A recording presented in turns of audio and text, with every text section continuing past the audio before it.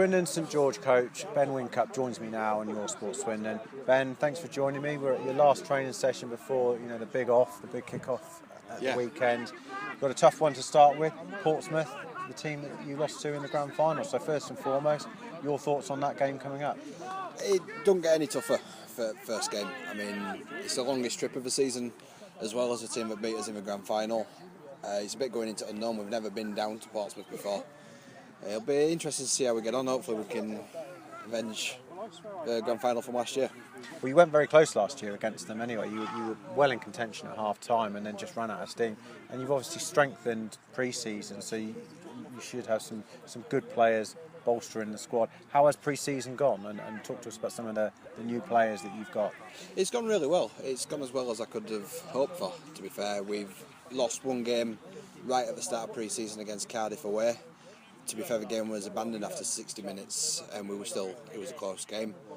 We then beat them when they came to our place. We beat Leamington. We had a successful inter-squad game, showing the sort of depth that we've got now. The new boys have really fitted in well. We've got a good number. We've probably got about 8 players on first team debut, which is pleasing to see. It's a nice amalgamation of both squads for Saturday. There's a couple of players missing. We've had a couple pick up injuries over the last couple of weeks, which has been a bit of a frustration, but it's rugby at the end of the day, you can't avoid it. But I'm still quite confident we can go down and get some sort of result, but it is still a little bit of a step into the unknown, so we'll see how it goes. Yeah, obviously it's the first game of the season. How important is it to start well? The result's not the most important thing. It's about how the boys have progressed through pre-season and it starts to translate onto the pitch. I want to win, I'd love to win, but if we come away with a good performance and something to build on, I won't be overly disappointed. And obviously you've got the headache of picking the first team squad. Matt Robinson, who's come in as the second team coach, he'll be, I assume, picking from what's left. So tough decisions for you both to make tonight? Yeah, very tough. We've been working on the squads for the last week. It's changed every day, near enough. And I don't think I'm going to have it finalised until tomorrow morning and when we'll post it out to the groups. There's a lot of positions where we're very strong and picking a player is very hard work, but it does show that the tools have got something to go with as well. It's not just going to be shirt fillers or anything like that. There's genuine competition for players, which is fantastic from a coaching point of view. Last season you got to the grand final. That's got to be the bare minimum target this year again, is it? I'd like to get there, but you never know. It's a very, very tough league.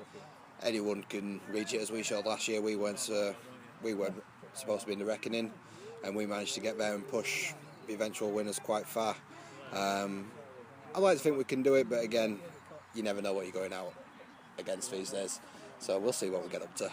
You started pre-season training quite early. Can you believe the season's finally come round? And as a coach yourself, you must be pretty excited, if maybe a little nervous as well. I just want to get out and do some rugby now.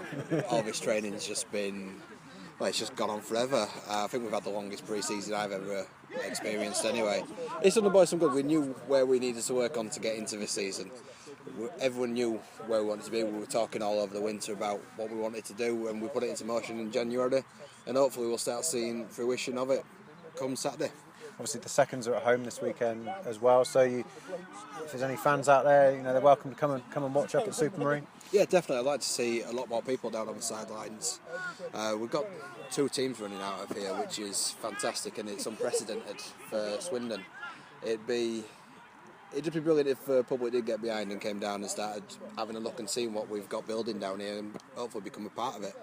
It'd be fantastic for everyone involved. Well, that's great, Ben. We wish you the very best of luck at the weekend. Fingers crossed for 2 wins. Hopefully. We'll see. Cheers, buddy. Thank you very much. Cheers.